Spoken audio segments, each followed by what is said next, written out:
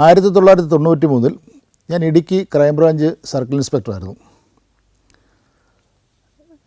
ഇടുക്കിയിൽ അങ്ങനെ അന്നത്തെ കാലത്ത് കേസുകളൊക്കെ കുറവാണ്. പ്രമാദമായ കേസുകൾ വരുമ്പം നമ്മളത് വളരെ അത് വലിയ സെൻസേഷനാകുമെന്നല്ലാതെ നോർമലി കേസുകളുടെ എണ്ണമൊക്കെ വളരെ കുറവാണ്.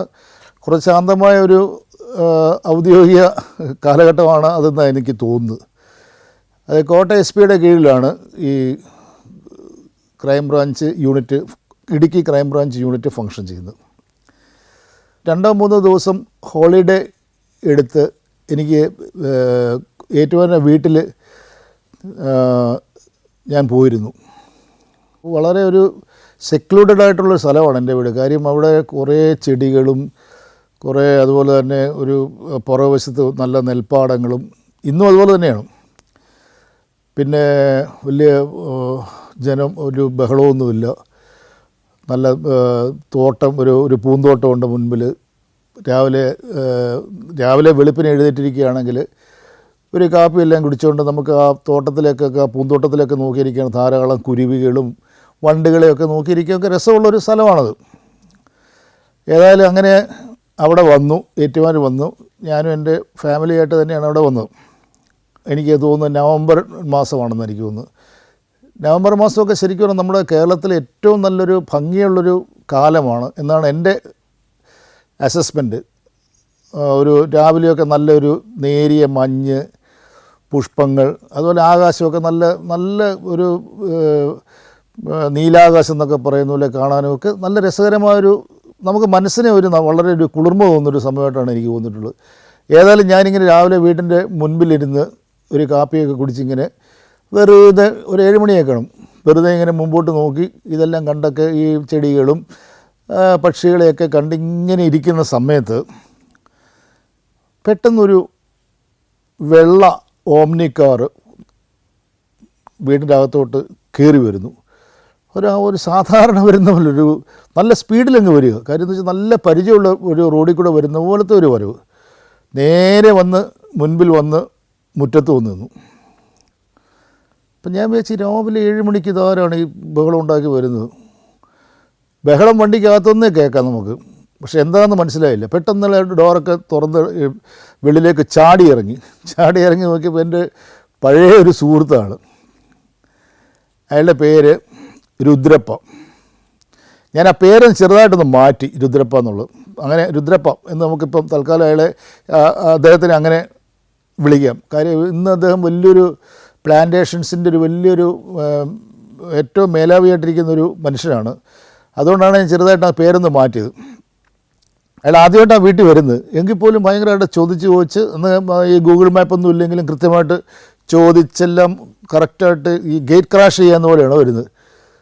അപ്പോൾ എനിക്ക് ഭയങ്കര സന്തോഷം തോന്നി ഈ രുദ്രപ്പയെ കണ്ടപ്പം. ഈ രുദ്രപ്പയെ എനിക്കുള്ള പരിചയം എന്ന് പറഞ്ഞാൽ അങ്ങേരെ ഞാൻ ഇടുക്കിയിൽ ഞാൻ സബ് ഇൻസ്പെക്ടറായിട്ടൊക്കെ വർക്ക് ചെയ്യുന്ന സമയത്ത് ഈയൊരു പ്ലാന്റേഷൻസിൻ്റെ ഒരു പ്രമുഖ ഒരു തോട്ടത്തിൻ്റെ മാനേജറായിരുന്നുള്ളൂ ഈ രുദ്രപ്പ. രുദ്രപ്പ വെറും ഒരു മാനേജറാണ്. രുദ്രപ്പ ഒരു സംഭവമായിരുന്നു ആ കാലത്ത്. കാര്യം വളരെ ഫ്ലാംബോയൻ്റായിട്ട് ഇങ്ങനെ ജീവിതം നയിക്കുന്ന, ഇപ്പം നമ്മൾ ഈ മല്ലയ്യയുടെയൊക്കെ കാര്യം പറയുന്ന പോലെ അതുപോലെ തന്നെയൊക്കെ ഒരു പ്രിൻറ്റഡ് ഷർട്ടൊക്കെ ഇട്ട് ഏത് സമയവും അയാൾ ബൈക്കിലേ സഞ്ചരിക്കുകയുള്ളൂ. ഏത് മഴയാണെങ്കിലും അയാൾ ബൈക്കിലേ സഞ്ചരിക്കുകയുള്ളൂ. അയാൾക്ക് ഒഫീഷ്യലായിട്ട് കാറൊക്കെ ഉണ്ട്, പക്ഷേ അയാൾ ബൈക്കെന്ന് പറഞ്ഞാൽ വലിയ ഹരമാണ്. ബൈക്കിലൊരു എക്സ്പേർട്ടാണ് അയാൾ.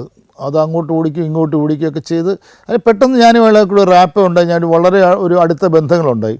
അപ്പോൾ ഈ പൊതുവായിട്ടുള്ള നമുക്കൊരു കോമൺ ഫാക്ടേഴ്സാണ് മനുഷ്യനെ അങ്ങോട്ടും ഇങ്ങോട്ടും അടുപ്പിക്കുക. എനിക്ക് ഈ ബൈക്കിനോടൊക്കെ ഒന്ന് വളരെ താല്പര്യമുള്ള സമയമായിരുന്നുകൊണ്ട് ബൈക്ക് യാത്രകൾ. അപ്പം ഞങ്ങൾ രണ്ടുപേരും ഇവിടെ പല സ്ഥലങ്ങളിൽ ഇങ്ങനെ ബൈക്ക് യാത്ര നടത്തിയിട്ടുണ്ട്.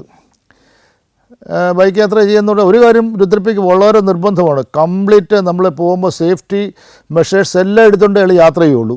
കാര്യം അയാൾക്ക് കൃത്യമായിട്ടുള്ള ഗ്ലൗസസ് ഉണ്ടായിരിക്കണം. 5 സ്റ്റാർ റേറ്റിംഗ് എന്നൊക്കെ ഇന്ന് പറയുന്ന പോലത്തെ അതുപോലത്തെ ഹെൽമെറ്റൊക്കെ വേണം.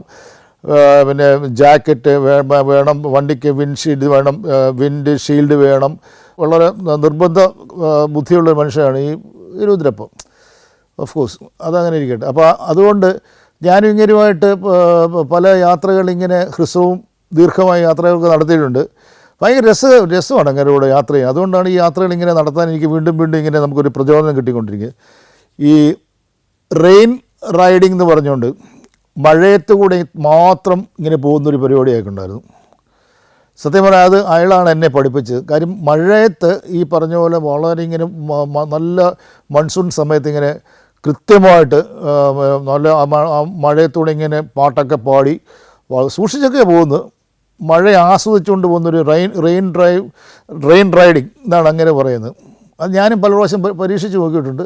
ഇങ്ങനെ നമ്മുടെ പല പല ഓർമ്മകൾ ഇങ്ങനെ മനസ്സിൽ കൂടെ രുദ്രപ്പയെ പറ്റി ഇങ്ങനെ പെട്ടെന്ന് ഇങ്ങനെ പടർന്നു കയറിക്കൊണ്ടിരിക്കുക. രുദ്രപ്പയെ കണ്ടപ്പോൾ തന്നെ അയാൾ ബാംഗ്ലൂരാണിപ്പം.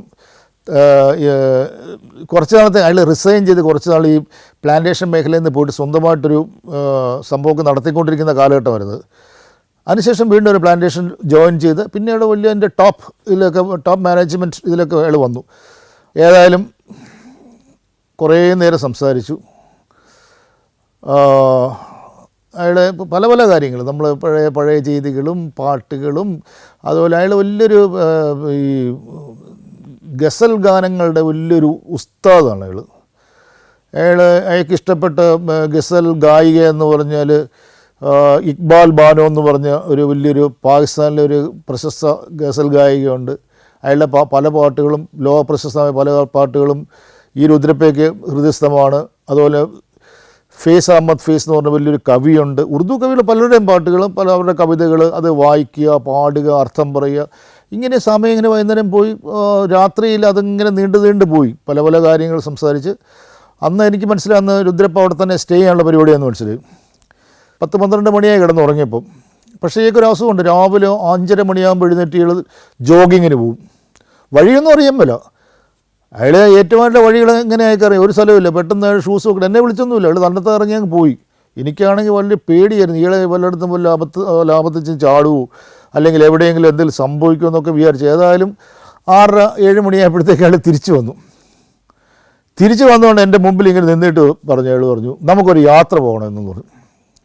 അപ്പോൾ എനിക്ക് എൻ്റെ ഒരു അന്നൊരു ബുള്ളറ്റ് ഉണ്ട്, റോയൽ എൻഫീൽഡ്, നല്ല കണ്ടീഷനുള്ള വണ്ടിയാണ്. അയക്കറിയാം, കണ്ടപ്പോഴേക്ക് മനസ്സിലായി നമുക്ക് ഈ വണ്ടി മധുര വരെ ഒന്ന് പോകാം. നമ്മൾ കുറേ നാളായല്ലോ നമ്മളിങ്ങനെ യാത്ര ചെയ്തിട്ട്. മധുര വരെ ഒന്ന് പോയിട്ട് നമുക്ക് അത് പീരിമേട്, കുമളി, കമ്പം, തേനി ആ റൂട്ടിൽ കൂടെ മധുര വരെ പോയിട്ട് നെക്സ്റ്റ് ഡേ നമുക്ക് വൈകുന്നേരം തിരിച്ചു വരാം. ചുമ്മാ ഒരു റൈഡ്. അയാൾ ഞാൻ വരുന്നുണ്ടോ ഇല്ലയോ എന്ന് ചോദിക്കില്ല, അയാളങ്ങ് ഡിസൈഡ് ചെയ്ത് പോയേക്കാന്നുള്ളത്. ആകെപ്പാടൊരു പ്രശ്നമായി. കാര്യം അയാൾ പറഞ്ഞു നമുക്ക് പോവുകയാണെങ്കിൽ 9:30-10 മണിക്കൊണ്ട് സ്റ്റാർട്ട് ചെയ്യണം. അപ്പം ഞാനിങ്ങനെ എൻ്റെ വൈഫിനോടൊക്കെ ചോദിച്ച് ഒരു അർത്ഥസമ്മതമൊക്കെ മൂളി. ഏതായാലും അങ്ങ് പോകാമെന്ന് വെച്ചു. ഇയാളെ കുറച്ച് നാൾ കണ്ടല്ലേ. പക്ഷേ ഇയാളുടെ കൂടെയുള്ള ഇയാളുടെ യാത്ര എനിക്ക് ഭയങ്കരമായിട്ട് ഇഷ്ടമായതുകൊണ്ടാണ്, അതാണ് എൻ്റെ ഏറ്റവും വലിയ ഘടകം. ഞങ്ങൾ രണ്ടും കൂടെ ഏതായാലും തീരുമാനിച്ചു. അപ്പം സാധനങ്ങളെ എടുത്തു. ഈ പറഞ്ഞ പോലെ ആക്സസറീസ്, അതുപോലെ തന്നെ ഹെൽമെറ്റ്, എല്ലാം പ്രോപ്പറായിട്ടുള്ള സാധനങ്ങളൊക്കെ. ഈ ഹെൽമെറ്റൊക്കെ കൊണ്ടുവന്നിരിക്കുക അവിടുന്ന്. ഇത് യാത്ര ചെയ്യാൻ തന്നെ വന്നിരിക്കുക എന്നുള്ള ഉദ്ദേശത്തിലാണ്. ഹെൽമെറ്റും ഒക്കെ നാട്ടിൽ നിന്ന് തന്നെ ഇങ്ങനെ വണ്ടി എടുത്തു വെച്ചിട്ടുണ്ട്. ഇതെല്ലാം എനിക്ക് തോന്നുന്നൊരു 10:30 മണിയാകുമ്പോൾ സ്റ്റാർട്ട് ചെയ്തു. നല്ല വഴി എന്ന് പറഞ്ഞാൽ അന്നത്തെ സമയത്താണെങ്കിൽ പോലും നല്ല വഴിയാണ് കേട്ടോ. ശരിക്കും പറഞ്ഞാൽ ശരിക്കും പറഞ്ഞാൽ പാല പൊൻകുന്നം വഴി നമുക്ക് നേരെ പീരിമേട് പോകും. പക്ഷേ ഞങ്ങൾ ആ വഴി എടുക്കാതെ നേരെ കോട്ടയത്ത് പോയിട്ട് കോട്ടയത്ത് നേരെ KK റോഡിൽ തന്നെ അങ്ങ് പോകാമെന്ന് വെച്ച്. അപ്പോൾ അങ്ങനെ KK റോഡിൽ നമ്മൾ ആദ്യം കോട്ടയത്ത് വന്നു. അപ്പോൾ നമ്മളൊരു പ്ലാൻ ഉണ്ട്, ഒരു പ്ലാൻ ഓഫ് ആക്ഷൻ, വലിയ പ്ലാൻ ഓഫ് ആക്ഷൻ ഒന്നും വേണ്ടതിന്, എന്നാലും ഒരു ചെറിയൊരു പ്ലാൻ ഓഫ് ആക്ഷനൊക്കെ ഉണ്ടായി. നമ്മളവിടെ ഫസ്റ്റ് നമ്മൾ ഹാൾട്ട് എന്ന് പറഞ്ഞാൽ ഇവിടെ ആയിരിക്കണം, പീരിമേട് കുട്ടിക്കാനം നമ്മളൊരു KTDCയുടെ ഒരു മോട്ടൽ, ഒരു റെസ്റ്റോറൻറ്റും ഒക്കെ ഉണ്ട്. അപ്പോൾ നമ്മൾ കുറച്ച് നേരം അവിടെ വിശ്രമിച്ചിട്ട് ഒരു കോഫിയും ഒരു ചെറിയ ഒരു ലഘുഭക്ഷണമൊക്കെ കഴിച്ചിട്ട്, വലിയ ഭക്ഷണം കഴിക്കാൻ പാടില്ല, ഉറക്കം വരുമെന്ന്, അത് അയാളുടെ നിർബന്ധമോ, ഒരു ലഘുഭക്ഷണമൊക്കെ കഴിച്ചിട്ട് വീണ്ടും സ്റ്റാർട്ട് ചെയ്യണം എന്നൊക്കെയാണ് തീരുമാനം. നല്ല വഴി, നല്ല സ്മൂത്തായിട്ട്, അധികം ട്രാഫിക്കും ഒന്നുമില്ല. ഒരു 10 കേക്കറിനൊരു പ്രത്യേകതയുണ്ട്. നമ്മൾ ആദ്യത്തെ ഒരു 11 മണി കഴിഞ്ഞാൽ പിന്നെ വലിയ ട്രാഫിക് ഇല്ല. രാവിലെ ഭയങ്കര ബഹളമാണ്. 11 മണി 11 to ഒരു 3:30 ഒക്കെ വലിയ ട്രാഫിക് ഇല്ലെന്നാണ് എൻ്റെ തോന്നൽ. അപ്പോൾ നല്ല സുഖമായിട്ട് ഞങ്ങൾ വർത്തമാനം പറഞ്ഞ് പോയി. ഒരു 12:30 ഒരു 12:45 ഈ പറഞ്ഞ പോലെ പീരുമേട് ഗസ്റ്റ് ഹൗസിൽ, അത് ആ മോട്ടൽ KTDCയുടെ അവിടെ ചെന്നു. അതൊരു വലിയ, അപ്പോൾ നമ്മൾ സർക്കാർ സ്ഥാപനമല്ലേ, ഭയങ്കര വലിയ കാര്യമായിട്ടുള്ള കാര്യങ്ങൾ നമ്മൾ പറഞ്ഞാൽ അവരെന്തെങ്കിലും ഉണ്ടായിത്തരും. അപ്പോൾ ഞങ്ങൾ ചെന്ന് പറഞ്ഞാൽ ഒരു ഓംലെറ്റ് ഒരു ബ്ലാക്ക് കോഫി മതി എന്ന് പറഞ്ഞു.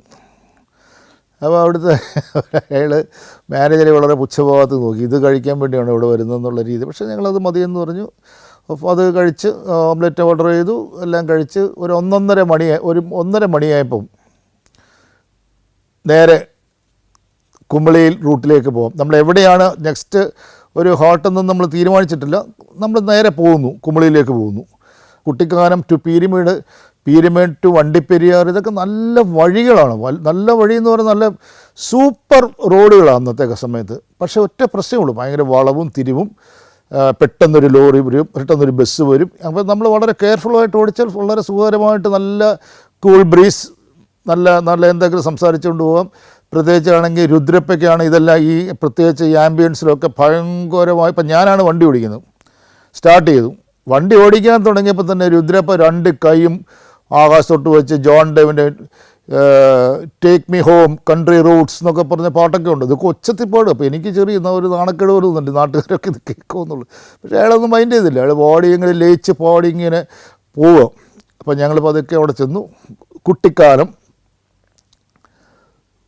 കുട്ടിക്കാനത്തിൻ്റെ അതെ, കുട്ടിക്കാനം കഴിഞ്ഞു.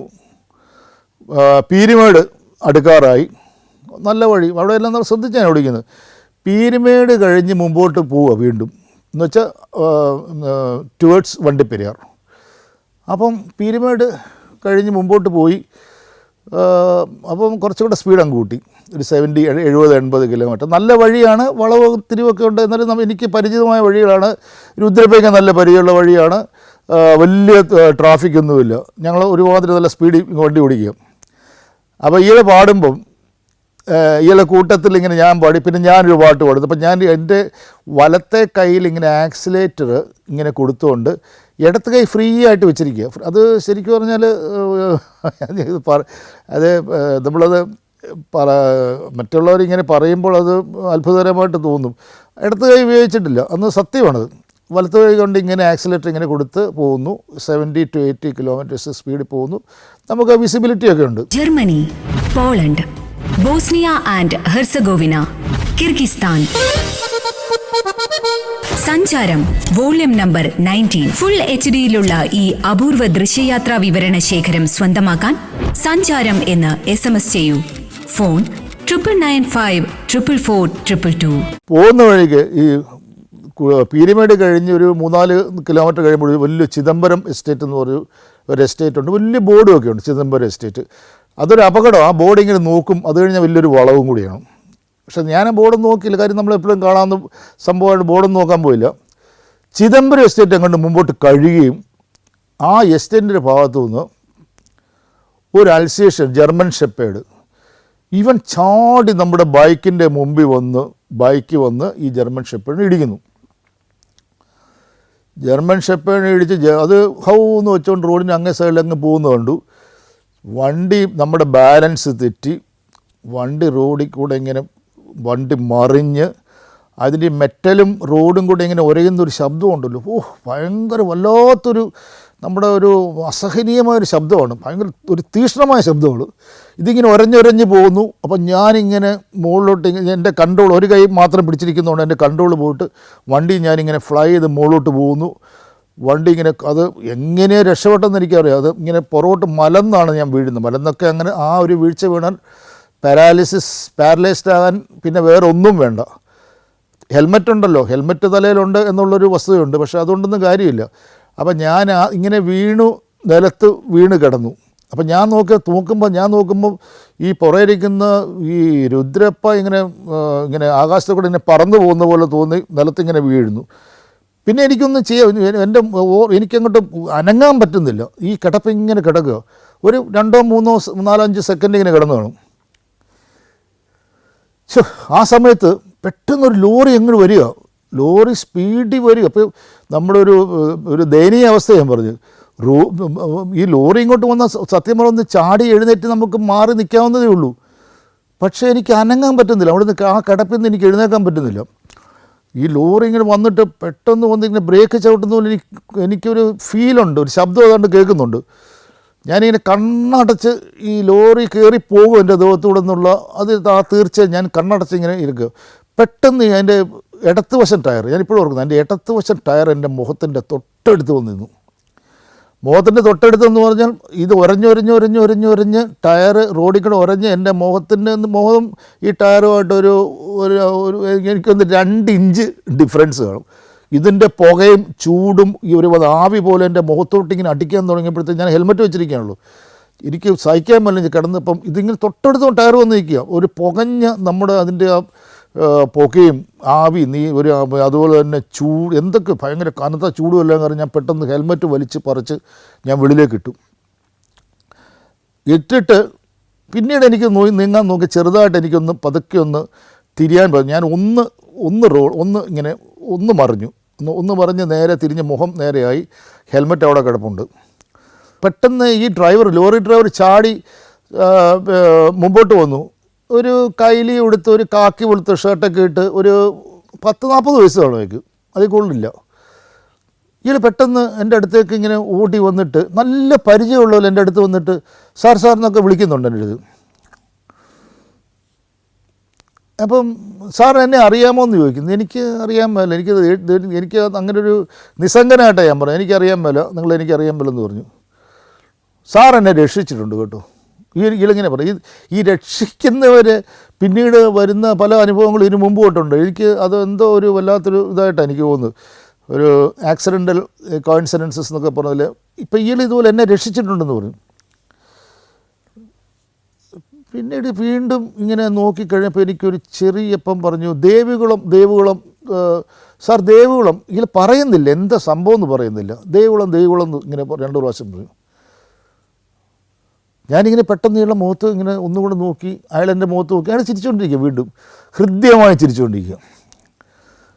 പെട്ടെന്ന് എൻ്റെ ഇങ്ങനെ പഴയ കാലത്തേക്ക് ഇങ്ങനെ എൻ്റെ ഓർമ്മകളിങ്ങനെ ഇതെല്ലാം ഈ കിടപ്പിൽ സംഭവിച്ച കാര്യങ്ങളാണ് ഞാൻ പറഞ്ഞു. ഇങ്ങനെ പഴയ കാലത്തേക്ക് നമ്മുടെ ഓർമ്മ ഇങ്ങനെ പുറകോട്ട് ഇങ്ങനെ റോൾ ചെയ്തുകൊണ്ടിരിക്കുക. ഒരു കഥ ഇങ്ങനെ മനസ്സിലേക്ക് കയറി വരും. അപ്പം ഈ മുനിയാണ്ടി എനിക്ക് പരിചയമുണ്ടല്ലോ, അയാൾ തന്നെയാണോ എന്നൊരു സംശയങ്ങളൊക്കെ മനസ്സിങ്ങനെ വരുന്നുണ്ട്. പിന്നെ എൻ്റെ മനസ്സ് പറഞ്ഞ് അയാൾ ആയിരിക്കും, ആ മുനിയാണ്ടിയാണ്. ഞാനവിടെ ഷട്ടിൽ കളിച്ചുകൊണ്ട് ഇരിക്കുന്ന സമയത്ത് ഒരു 10 വർഷം മുമ്പ് ഞാൻ ദേവികുളത്ത് സബ് ഇൻസ്പെക്ടർ ആയിരിക്കുന്ന സമയത്ത് ഈ ചെറിയ സ്ഥലങ്ങളിലൊക്കെ നമ്മൾ ഇതുപോലെ ചെറിയ പ്രത്യേകിച്ച് ഹില്ലി ഏരിയയിലൊക്കെ രാവിലെ ഇങ്ങനെ ഷട്ടിൽ കളിക്കുക. അപ്പോൾ അവിടുത്തെ കുറേ ഗവൺമെൻറ് ഉദ്യോഗസ്ഥന്മാരൊക്കെ റെഗുലറായിട്ട് വരും. അന്ന് അവിടുത്തെ സബ് കളക്ടർ ഉണ്ടായിരുന്നു, അവിടുത്തെ ഒരു എക്സിക്യൂട്ടീവ് എഞ്ചിനീയർ ഉണ്ടായിരുന്നു, ഒരു പ്രമുഖനായ അഭിഭാഷകനുണ്ടായിരുന്നു, പിന്നെ ഞാനുണ്ട്, പിന്നെ 2-3 ബിസിനസ്സുകാർ. അവരിങ്ങനെ എല്ലാവരും മണിയടിക്കാൻ വേണ്ടി അങ്ങനെ ഒരു ചെറിയൊരു ഗ്രൂപ്പ് എപ്പോഴും കാണും. അവരിങ്ങനെ ഷട്ടിൽ കളിക്കും, രാവിലെ ഷട്ടിൽ വരും, എല്ലാവരും കൂടെ കളിച്ച് കുറച്ച് നേരം വർത്തമാനമൊക്കെ പറഞ്ഞു പോകുന്നൊരു അവസ്ഥയുണ്ട്. അവിടെ ഇങ്ങനെ ഷട്ടിൽ കളിച്ചുകൊണ്ടിരിക്കുന്ന സമയത്ത് ഒരാളിങ്ങനെ, അപ്പം തണുപ്പാണ്. നമ്മൾ ദേവികുളത്തൊക്കെ രാവിലെ ഒരു 7 മണി എന്നൊക്കെ പറഞ്ഞ് ശരിക്കും പറഞ്ഞാൽ അങ്ങനെ പിന്നെ സൂര്യൻ ഉദിച്ചിങ്ങനെ ഉയരുന്ന സമയമൊന്നും അല്ല. നല്ലൊരു തണുപ്പുണ്ട്, ശരിക്കും വിസിബിലിറ്റി കുറവാണ്, ഒരു ഡേ ലൈറ്റ് അല്ലെങ്കിൽ ഒരു പ്രഭാതം പൊട്ടിവിടർന്ന അവസ്ഥയൊന്നും അല്ലത്, എന്നാലും പ്രഭാതം തന്നെയാണ്. അപ്പോൾ ഒരാളിങ്ങനെ ഒരു കയ്യിലൊക്കത്ത് ഒരു സാധനം ഇങ്ങനെ കൈ വെച്ചുകൊണ്ട് എൻ്റെ അടുത്ത്, ഞാനിങ്ങനെ റൈറ്റ് സൈഡിൽ നിൽക്കുന്നപ്പം ഡബിൾസ് കളിച്ചുകൊണ്ടിരിക്കുക. അപ്പം എൻ്റെ അടുത്ത് ഇങ്ങനെ എൻ്റെ ഭാഗത്ത് കറങ്ങി വന്ന് എൻ്റെ അടുത്ത ഭാഗത്ത് വന്നിരിക്കുക. അപ്പം കയ്യിലിങ്ങനെ ഒക്കത്തൊരു സാധനം കൂടെ വെച്ചിട്ടുണ്ട്. അപ്പം എനിക്ക് ഈ ഇരുട്ടല്ല അത്ര പ്രകാശമൊന്നുമില്ല. എനിക്ക് പെട്ടെന്ന് തോന്നിയത് ഒരു തേങ്ങയായിട്ട് വന്ന് നിൽക്കുകയെന്ന് എനിക്ക് തോന്നി. ഒരു ഉണങ്ങിയ തേങ്ങയായിട്ട് ഈ രാവിലെ ഈ വിദ്വാൻ എന്തിനാണ് ഇവിടെ വന്ന് നിൽക്കുന്നത് ചോദിച്ചു. വളരെ സീരിയസ് ആയിട്ടാണ് നിൽക്കുന്നത്, ഒന്നും മിണ്ടുന്നുമില്ല. അപ്പം ഞാൻ ചോദിച്ചു, സാറിന് ഞാൻ ഇങ്ങനെ കൈ കൊണ്ട് സാറെന്ന് പറഞ്ഞിട്ട് ഒന്നും കൂടുതലൊന്നും പറയുന്നില്ല. ഞാൻ ചോദിച്ചു, എടുത്തിട്ട് താൻ ഈ തേങ്ങയൊക്കെ ഇട്ട് രാവിലെ ഇവിടെ വന്ന് നിൽക്കുന്നത്. ഒരു തമാശയ്ക്ക് ചോദിച്ചു, സാർ തേങ്ങയല്ല സാർ പൊണ്ടാട്ടിയുടെ തലയാന്ന് എൻ്റെ അടുത്ത്. അപ്പോഴാണ് നോക്കിയപ്പോൾ തല വെട്ടി വെച്ചിട്ട് ആദ്യം ഇങ്ങനെ രക്തം ഇങ്ങനെ താഴെ കൂടെയൊക്കെ ഇങ്ങനെ ഒഴുകി ഈ കണ്ണിൻ്റെ കണ്ണാണ് നമുക്ക് തേങ്ങയുടെ ഇതായിട്ട് തോന്നുന്നത്. കണ്ണിൻ്റെ മുകളിൽ കൂടെ രക്തം വന്ന് കട്ടി പിടിച്ച് ഒരു ബ്രൗണീഷ് നിറത്തിലിരിക്കുകയാണ് ഈ സ്ത്രീയുടെ അതിങ്ങനെ അയാളെ കയ്യിലിരിക്കുമ്പോൾ നമ്മൾ തലമുടി ഒരു എന്തോ ഒരു രൂപം. എനിക്ക് തേങ്ങയാന്ന് തോന്നി, വേറെ എല്ലാവർക്കും വേറെ ആയിട്ടാണ് തോന്നിയത്. ഏത് മനുഷ്യൻ്റെ തലയാന്ന് ആർക്കും തോന്നുന്നില്ല. ഞാൻ സ്റ്റോപ്പ് ഞാൻ പറഞ്ഞു, എല്ലാവരും പറഞ്ഞു കളി നിർത്തുമെന്ന് പറഞ്ഞു. കളി നിർത്തി ഞാൻ അടുത്ത് പോയി നോക്കിയപ്പോൾ ഒരു സ്ത്രീയുടെ തല തന്നെ. ആ തല കറക്റ്റായിട്ട് ഇങ്ങനെ മുറിച്ച് വെച്ചിരിക്കുക. അപ്പം രക്തം കുറേ നേരമായിക്കണം, രക്തം ഇങ്ങനെ ഒഴുകുന്നൊന്നുമില്ല, രക്തമൊക്കെ കട്ടിപ്പിടിച്ചിരിക്കുന്ന മുഖത്ത്. ആകപ്പാട് വല്ലാത്തൊരു ബീഭത്സമായ ഒരവസ്ഥ. ഇത് കണ്ട് ഈ സബ് കളക്ടർ എന്ന് പറയുന്നത് ഇത് കണ്ട് മനുഷ്യൻ്റെ തലയാന്ന് പറഞ്ഞാൽ അപ്പോഴേ അവിടെ ബോധം കെട്ട് വീണു, പേടിച്ച്. അതാരെന്ന് പറയുന്നില്ല, അങ്ങനെ ഇപ്പോഴും ഉണ്ട്. അപ്പം അങ്ങനെയൊക്കെയുള്ള ആകപ്പാടൊരു പ്രശ്നമായി. പിന്നെ വണ്ടിയില്ല. ഞാനിപ്പോൾ ഈ തലയും വെച്ച ഈ പറഞ്ഞ ഈ മുനിയാണ്ടിയെ പിടിച്ചുകൊണ്ട് മുനിയാണ്ടി സ്റ്റേഷനിലേക്ക് പോകണമെന്ന് പറഞ്ഞു. സാർ സ്റ്റേഷനിലേക്ക് പോകാൻ സാറിൻ്റെ അടുത്ത് വരാൻ വേണ്ടി വന്നത്. ഞാൻ അങ്ങോട്ട് തന്നെ വരാനായിട്ട് ഇരിക്കുകയായിരുന്നു. ഞാൻ ആദ്യം സാറിൻ്റെ ക്വാർട്ടേഴ്സിൽ പോയി. ക്വാർട്ടേഴ്സിൽ കുറേ നേരം നിന്നപ്പോൾ സാറിനെ കണ്ടില്ല. ഞാൻ മുക്കാൽ മണിക്കൂർ അവിടെ നിന്നു. അത് കഴിഞ്ഞ് പിന്നെ ആരണ്ട് പറഞ്ഞു, സാർ അവിടെ ഷട്ടിൽ കളിക്കുന്നുണ്ടെന്ന് പറഞ്ഞുകൊണ്ടാണ് ഇവിടെ വന്നത്. ഞാൻ വീട്ടിൽ നടന്നു വരിക സാർ, ഞാൻ 3-4 കിലോമീറ്റർ ദൂരം നടന്നു വരിക. ശരി പോയേക്കാം എന്ന് പറഞ്ഞ് വളരെ കോപ്പറേറ്റീവാണ്. ഇയാളെ പിടിച്ച് നേരെ പോലീസ് സ്റ്റേഷനിൽ കൊണ്ടുപോയി. അവിടെ പിന്നെ സർക്കിൾ ഇൻസ്പെക്ടറെ, 3 സർക്കിൾ ഇൻസ്പെക്ടറെ വിളിച്ച് പറഞ്ഞു ഇങ്ങനെ സംഭവമുണ്ട്. ഇങ്ങനെ ഇപ്പോൾ അയാളുടെ പേരൊക്കെ പറഞ്ഞു. അവളുടെ പേര് രാസമ്മാൾ. ഞാൻ പോകുന്ന വഴി കാര്യങ്ങളൊക്കെ ചെയ്യും. രാസമ്മാളിന് എന്തിനാ കൊന്നത് സാർ? രാസമ്മാൾ ഞാനിങ്ങനെ രാവിലെ ഈ ഇതിൻ്റെ കൊളുന്ത് ഒക്കെ പറിക്കാനായിട്ട് തേയിലത്തോട്ടത്തിൽ ആയിക്കൊണ്ട് രാവിലെ പോകുമ്പം അവന് വേറൊരു രാമരുമായിട്ട് ചെറിയ ബന്ധങ്ങളൊക്കെ ഉണ്ട് സാർ. ഞാൻ കയ്യോടെ കണ്ടു, രണ്ടുപേരെയും പിടിച്ചു. അവൻ ഓടിക്കളഞ്ഞു. പിന്നെ ഞാൻ കത്താൾ വെച്ച് അവളുടെ തലയങ്ങ് വെട്ടിയെടുത്തു. അതുകൊണ്ടാണ് സാർ ഞാൻ തലയായിട്ട് നേരെ ഇങ്ങോട്ട് പോകുന്നു. ഞാൻ ഓടിപ്പോകുന്നുമില്ല. ഇവരെ അവിടെ നേരെ പോലീസ് സ്റ്റേഷൻ കൊണ്ട് ഇരുത്തി.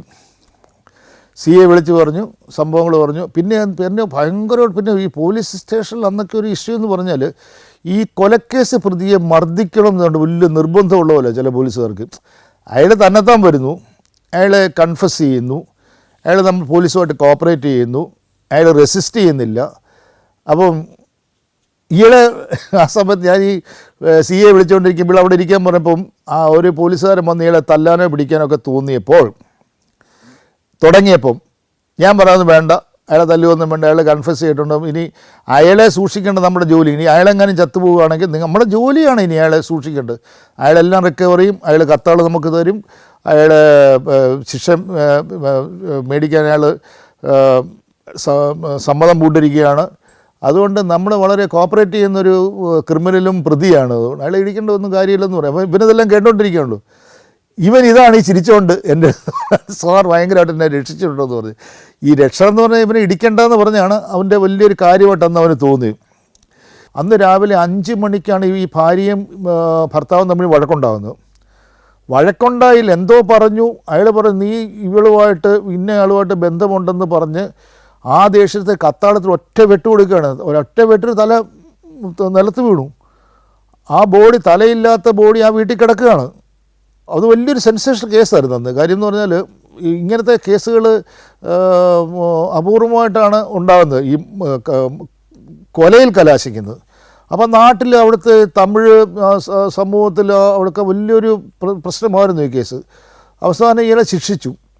8 വർഷം ശിക്ഷിച്ചു ഈ പറഞ്ഞ മുനിയാണ്ടി. ഈ 8 വർഷം ശിക്ഷയ്ക്ക് ശേഷം മുനിയാണ്ടി പിന്നെ സ്ഥലം വിട്ടു. മുനിയാണ്ടി അവിടെ നിന്ന് പോയിട്ട് അയാൾ കൂടല്ലൂർ എന്നൊരു സ്ഥലമുണ്ട് തേനിക്കടുത്ത്. ഈ തേനിക്കടുത്തെ കൂടല്ലൂരിൽ അയാളൊരു വർക്ക്ഷോപ്പ് ജോലി ചെയ്യായിരുന്നു.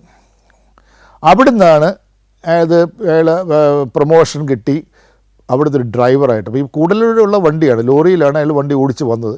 അങ്ങനെ ആ സമയത്താണ് അപ്രതീക്ഷിതമായിട്ട് എനിക്ക് അയാളെ കാണാൻ പറ്റിയും അല്ലെങ്കിൽ അയാൾക്ക് എന്നെ കാണാൻ പറ്റിയതും. നമ്മൾ വളരെ മെറ്റിക്കുലസ് ആയിട്ട് അന്വേഷിച്ച് അയാളെ ശിക്ഷിപ്പിച്ചു. അയാളുടെ ശിക്ഷ കിട്ടി. എങ്കിൽ പോലും അയാൾ ഓർത്തിരിക്കുന്നത് അയാളെ ശിക്ഷിപ്പിച്ച മനുഷ്യരായിട്ടല്ല അയാൾ എന്നെ കാണുന്നത്. അയാൾ കാണുന്ന അയാളെ അടിക്കാൻ, പോലീസുകാർ അടിക്കാൻ തുടങ്ങിയപ്പോൾ തടഞ്ഞ ആളായിട്ടാണ് അയാൾ എന്നെ കാണുന്നത്. ഏതായാലും ഈ കഥയെല്ലാം ഇങ്ങനെ കേട്ട് ഇങ്ങനെ അന്തം വിട്ട് നിൽക്കുക രുദ്രപ്പ അടുത്ത് നിൽപ്പുണ്ട്. രുദ്രപ്പ എന്ന് പറഞ്ഞാൽ ഈ രുദ്രപ്പ അടുത്ത് നിൽക്കുന്ന പറഞ്ഞാൽ രുദ്രപ്പ രക്ഷപ്പെട്ടെന്ന് പറഞ്ഞാൽ ഈ ആകാശത്തോളം ഉയർന്നു പോയെങ്കിലും റോളിംഗ് എന്ന് പറഞ്ഞ സംഭവമുണ്ട്. റോൾ ചെയ്യാൻ നമ്മളെല്ലാം പഠിക്കേണ്ട ഒരു ബൈക്ക് റൈഡർ റോൾ ചെയ്യാൻ പഠിച്ചാൽ അയാൾ പല അപകടത്തിൽ നിന്ന് രക്ഷപ്പെടും. എല്ലാവരും ധരിക്കും ഒരു തലയിലൊരു ഹെൽമെറ്റ് കയറ്റി വെച്ച് സ്ട്രാപ്പ് ചെയ്താൽ രക്ഷപ്പെടും. ഇല്ല, ചിലപ്പോൾ ചില പൊസിഷൻ വീണാൽ കഴുത്തൊടിയും. റോളിംഗ് പഠിച്ചിരിക്കേണ്ട അത്യന്താപേക്ഷിതമാണ്. അത് ഈ രുദ്രപ്പയ്ക്ക് റോൾ ചെയ്യാൻ അറിയാം, ഞങ്ങൾ പോലീസിൽ റോൾ ചെയ്യാൻ പഠിച്ചിട്ടുണ്ട്. അതുകൊണ്ടൊക്കെ തന്നെയാണ് നമുക്ക് ശാരീരികമായിട്ട് വലിയ അപകടങ്ങൾ ഉണ്ടാകാറുന്നത്. ഏതായാലും റോൾ ചെയ്തുകൊണ്ട് അയാൾ പെട്ടെന്ന് 2 കൈയും പൊക്കി, ഞാൻ പ്രശ്നമൊന്നും, എല്ലാം നാടകീയമായിട്ടാണ് കാണിക്കുന്നത്, കൈയെല്ലാം ഇങ്ങനെ പൊക്കി പിടിച്ച് യേശുവിനെ പോലെ ഇങ്ങനെ നിന്നുകൊണ്ട് എനിക്കൊരു പ്രശ്നമില്ലെന്നൊക്കെ പറഞ്ഞ് അടുത്ത് വന്ന് ഈ കഥകളൊക്കെ കേട്ട് സ്റ്റണ്ടായിട്ട് നിൽക്കുക രുദ്രപ്പ എന്ത് ചെയ്യണമെന്നറിയാൻ പെട്ടെന്ന് എല്ലാം നമ്മളെ പോലല്ല. ഈ കന്നഡ, തമിഴ്, ആന്ധ്ര അവരുടെ സംസ്കാരം അവരെങ്ങനെ വളരെ എല്ലാത്തിനും ഒരു പെട്ടെന്നൊരു കളറ് കൊടുക്കും. രുദ്രപ്പ നാടകമായിട്ട് കയ്യിൽ റിസ്റ്റ് വാച്ച് ഇങ്ങനെ അഴിച്ചിട്ട് ഇതെൻ്റെ ഓർമ്മയ്ക്കായിട്ട് എന്തെന്നും ഇരിക്കട്ടെ എന്ന് പറഞ്ഞ് ഈ മുനിയാണ്ടിക്ക് കൊടുക്കാൻ ശ്രമിക്കുന്നു. മുനിയാണ്ടി സ്വാഭാവികമായിട്ട് നിരസിക്കുന്നു. വീണ്ടും രുദ്രപ്പ മേടിക്കാൻ അയാളെ നിർബന്ധിക്കുന്നു. മുനിയാണ്ടി അവസാനം സമ്മതിക്കുന്നു. വാച്ച് മേടിച്ച് ഞങ്ങളവിടെയൊക്കെ ടാറ്റ പറഞ്ഞ് മുനിയാണ്ടി പോകുന്നു. ഞാൻ ബൈക്ക് നോക്കി വലിയ പ്രശ്നമൊന്നുമില്ല, ബൈക്ക് ഓടിക്കാവുന്ന ബൈക്കാണ്. ഈ രുദ്രപ്പ ഓക്കെ, എനിക്കും വലിയ പ്രശ്നങ്ങളൊന്നുമില്ല, വേണമെങ്കിൽ വണ്ടി ഓടിച്ചു പോകാം. ഏതായാലും രുദ്രപ്പ പറഞ്ഞു, ഏതായാലും നമ്മളൊരു സ്ഥലത്തേക്ക് ഇറങ്ങിയല്ലേ, മിനിമം നമുക്ക് കുമളി വരെ പോയിട്ട് തിരിച്ചു വരാം. കുമളി നിന്ന് സ്റ്റേ ചെയ്തിട്ട് നാളെ തിരിച്ച് നമുക്ക് പോകാമെന്ന് പറഞ്ഞതനുസരിച്ച് ഞങ്ങൾ കുമളിയിൽ പോവുകയും അവിടെ ഒരു ദിവസം റെസ്റ്റ് ചെയ്യുകയും അടുത്ത ദിവസം രാവിലെ തിരിച്ച് രുദ്രപ്പയും ഞാനുമായിട്ട് തിരിച്ച് കോട്ടയത്തേക്ക് തിരിക്കുകയും ചെയ്തു.